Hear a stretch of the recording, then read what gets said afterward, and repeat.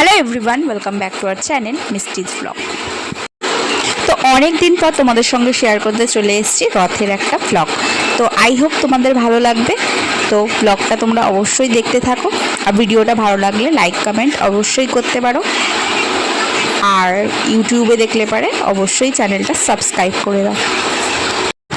তো যাই হোক বন্ধুরা, আমাদের তো রথের জগন্নাথ বলরামের দর্শন হয়ে গেছে। এখন আমরা যাচ্ছি মেলার দিকে।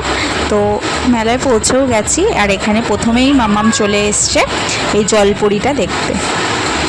খুবই সুন্দর এটা, এর আগেও একবার ও গেছিলো এখানে, মানে যেখানে ও জলপরী দেখবে ওখানে ও যাবেই। তো যথারীতি এই দেখো মামাম দেখছে। ব্লগটা দেখতে থাকো। হ্যাঁ,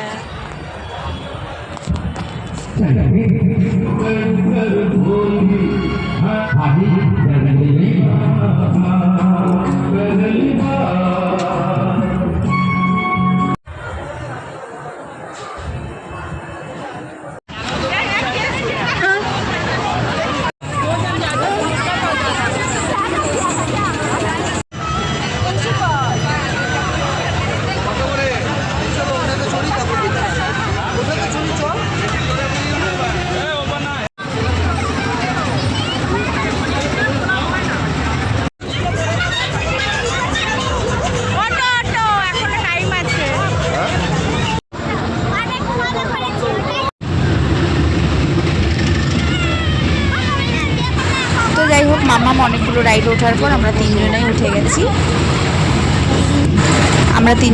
গেছি ড্রাগন ট্রেনে।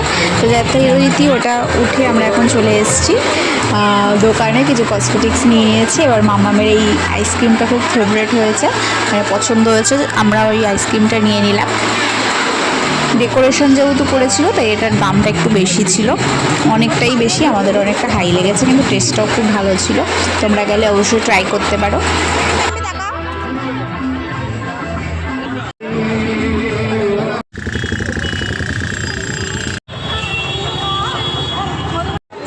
তো বাড়ি ফেরার পথে রথের মেলায় যাব, জিলেপি গজা না নিলে হয়। তো জিলেপি নিয়ে এই যে আমরা শেষে পাঁপড় খেয়ে, রথে পাঁপড় খাওয়া তো মাস্ট।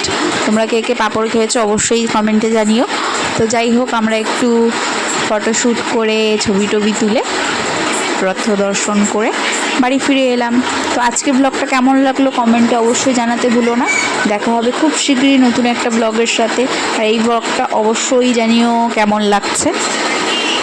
টাটা।